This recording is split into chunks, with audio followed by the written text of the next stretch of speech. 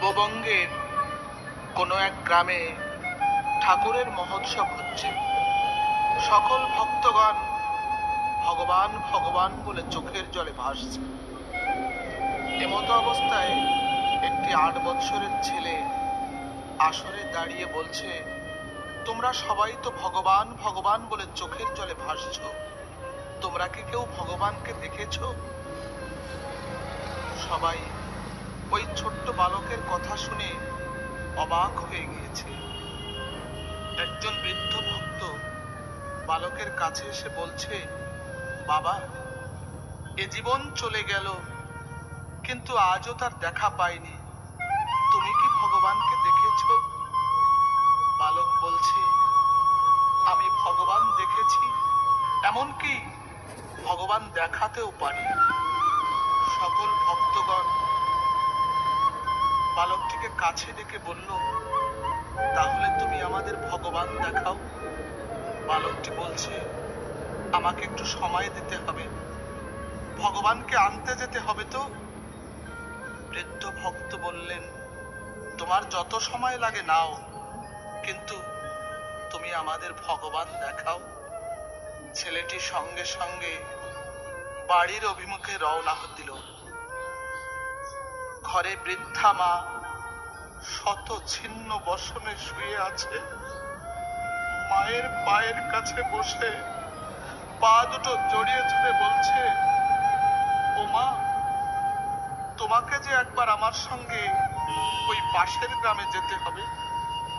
মা বলছে, এই শত ছিন্ন বসন করে কি মানুষের সামনে যাওয়া যায় বাবা? ছেলে বলছে, ও মা, মায়ের শ্রেষ্ঠ বসন হলো তার সন্তান।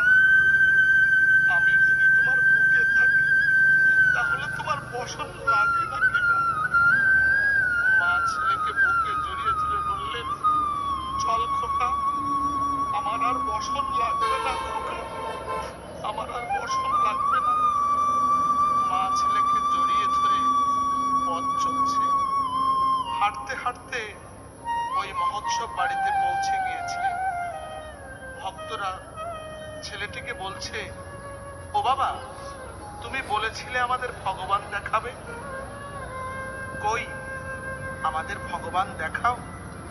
ছেলেটি দুটো চোখের জল ছেড়ে দিয়ে বলছে, তোমরা দেখতে পাচ্ছ না আমার ভগবানকে?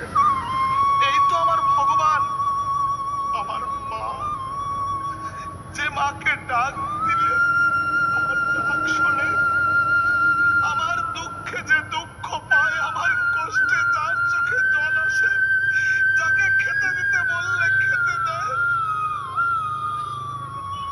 তাই মায়ের যে বড় ভগবান এই জগতে আছে কিনা আমার জানা নাই।